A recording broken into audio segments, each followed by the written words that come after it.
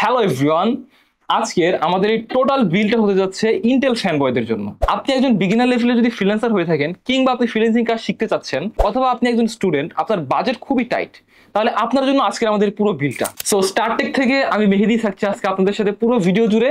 ফিরছি ইন্ট্রোর পর।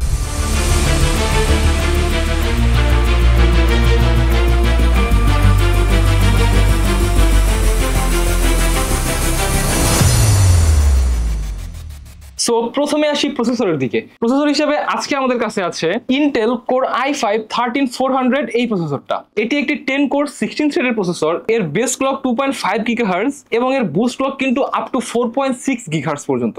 এই প্রসেসরটা চুজ করার আজকে মেইন রিজন হচ্ছে এটা কিন্তু মাল্টিকোর পারফরমেন্স খুবই ভালো। সো এটা দিয়ে আপনি বেসিক লেভেলের video editing, photo editing, 3D rendering এর মতো কাজগুলো ইজিলি করতে পারবেন। এই প্রসেসরটির টিডিপি কিন্তু 65 ওয়াট।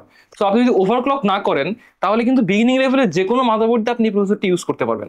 যেহেতু আজকের আমাদের এটি একটি budget PC build, so affordability and কম্প্যাক্টিবিলিটির কথা চিন্তা করে আমরা কিন্তু মাদারবোর্ড হিসেবে নিয়েছি MSI Pro H610MS DDR4 এই মাদারবোর্ডটি। বাজেট ফ্রেন্ডলি এই মাদারবোর্ডটিতে কিন্তু আছে ইন্টেলের H610 চিপসেট, যেটি এটিকে ইন্টেলের 12 এবং 13 জেনের যে কোনো প্রসেসরের সাথে ইজিলি কম্প্যাটেবল বানায়। এছাড়াও এই মাদারবোর্ডটিতে কিন্তু থাকছে দুটি র্যাম স্লট, যেখানে আপনারা ম্যাক্সিমাম DDR4 96GB পর্যন্ত র্যাম লাগাতে পারবেন। এই মাদারবোর্ডে কিন্তু আপনারা Gen 3 Gen 4 যে কোনো SSD লাগাতে পারবেন, যেটি আপনাকে সিস্টেম বুট টাইম বা অ্যাপ ওপেনিং ক্লোজিং এ খুব ভালো একটা পারফরমেন্স দিবে। যেহেতু আগেই বলে নিয়েছি আমাদের এই টোটাল বিলটি আজকে একটি বাজেট বিল হতে যাচ্ছে, তাই আমরা র্যাম হিসেবে নিয়েছি কিন্তু HP V6 8GB DDR4 3200 MTS এর এই র্যাম স্টিকটি। এই র্যামটি চুজ করার সবচেয়ে মেইন রিজন হচ্ছে এর প্রাইস পয়েন্ট।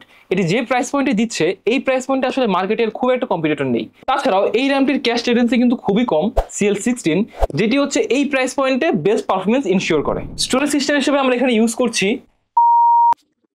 Orico J10 এই SSD-টা। এটি একটি 256GB NVMe M.2 SSD এবং এটি কিন্তু একটি Gen 3 SSD। যদিও আমরা এই সিস্টেমে Gen 4 SSD সাপোর্ট করে, কিন্তু যেহেতু আমাদের বাজেট খুবই টাইট, তাই আমরা এখানে Gen 3 SSD-টি নিয়েছি। এই SSD-টির কিন্তু রিড রাইট স্পিড যথাক্রমে 1800 এবং 1300 Mbps। সো আপনার সিস্টেম ড্রাইভ এবং এসেনশিয়াল সফটওয়্যারগুলোর জন্য এই SSD-টি কিন্তু একটি খুব ভালো চয়েস হতে পারে। একটি বিল্ডের জন্য পাওয়ার সাপ্লাই কিন্তু খুবই ক্রুশিয়াল একটা ফ্যাক্টর। যদিও আমাদের একটি বাজেট বিল্ড, কিন্তু পাওয়ার সাপ্লাইয়ের ক্ষেত্রে কিন্তু কস্ট কাটিং না করাই ভালো।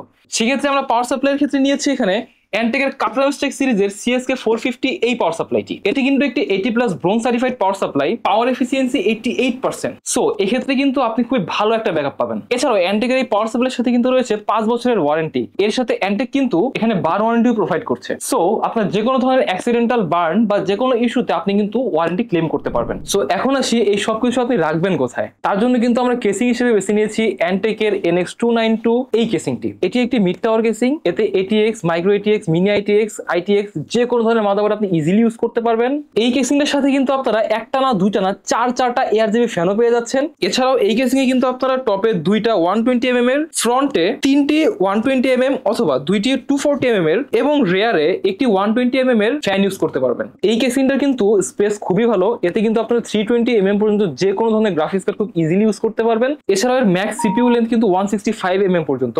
সো আপনার যে কোনো ধরনের মডিউলার, নন মডিউলার, সেমি মডিউলার যে কোনো ধরনের পাওয়ার সাপ্লাই খুব ইজিলি এটাতে ইউজ করতে পারবেন। এই কেসিং এ আইবোর্ড হিসেবে কিন্তু থাকছে USB 3.0 একটি, দুইটি USB 2.0, power button, reset button এবং এর সাথে থাকছে অডিও এবং মাইক্রোফোন কম্বাইন পোর্ট। সো আপনারা যারা বাজেটের মধ্যে একটি ভালো কেসিং খুঁজছেন, তাদের জন্য কিন্তু অ্যান্টেক NX292 এই কেসিংটি হতে পারে একটি পারফেক্ট চয়েস। যেহেতু এটি একটি বাজেট বিল্ড এবং ফ্রিল্যান্সারদের ফোকাস করে বানানো, সো আমরা এই পিসি দিয়ে প্রিমিয়ার প্রো, ফটোশপ, ইলাস্ট্রেটরের মতো সফটওয়্যারগুলো ইউজ করে দেখেছি। আমরা এখানে খুবই স্মুথ একটা এক্সপিরিয়েন্স পেয়েছি। এছাড়া আমরা বেঞ্চমার্ক টেস্টিং এর ক্ষেত্রে এখানে Cinebench R23 এবং Geekbench 6 রান করে দেখেছি। Cinebench R23 তে আমরা সিঙ্গেল করে পেয়েছি 1723 এবং মাল্টি করে পেয়েছি 10279 এবং Geekbench 6 এ আমরা সিঙ্গেল করে পেয়েছি 1719 এবং মাল্টি করে পেয়েছি 3705। সো এবার চলে আসি আমাদের টোটাল বিল্ডের বাজেট কত।